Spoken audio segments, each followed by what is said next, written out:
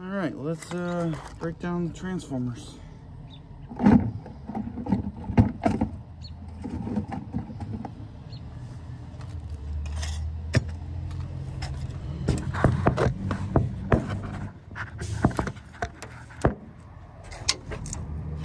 Grab a nice 1000-watt double copper.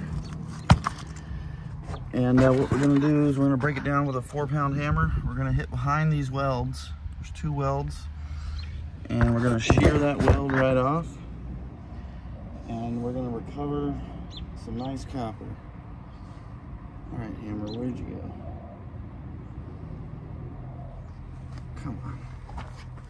Right under me, there we go. Doesn't matter which side, but I'd prefer the this style hammer rather than a regular hammer. It's got a little more weight behind it. All it takes is a couple taps and these will fall right off. You can turn these in as copper motors, electric motors. Some yards will buy them as electric motors. Other yards give you a really terrible price even if they're all copper. But I get 25 cents a pound for electric motors, but if it's copper, it's absolutely worth it.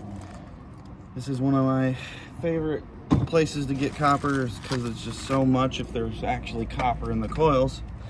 Most of the times the ones you come across now are going to be aluminum, unfortunately. So we got both sides sheared off, and what I like to do is set up 2 transformers and then rest this on the coils because the center piece is only going to come out one way. Rest it on the center coils and give it a nice whack. And that one was super easy. The copper coils are much easier most of the time than the aluminum coiled ones. And of course, the aluminum ones are less worth it. But a lot of times you'll come across the smaller coil will be copper, the bigger coil will be aluminum, and even all aluminum. And there's also one where the big coil is aluminum and the little coil is aluminum, but on the very inside, only like 10 strands, maybe less, is copper. I still break those apart and separate them because there's copper in them. But I've gotten to the point where if it's aluminum coils, I just throw them in the shred pile. Unfortunately, my yard does not have a price for irony aluminum transformers.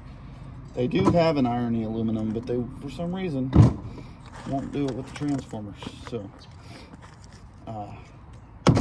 anyways, I've got 42 1000-watt transformers here, and out of the 42, only 13 of them are 1 copper, 1 aluminum. All the rest are double copper.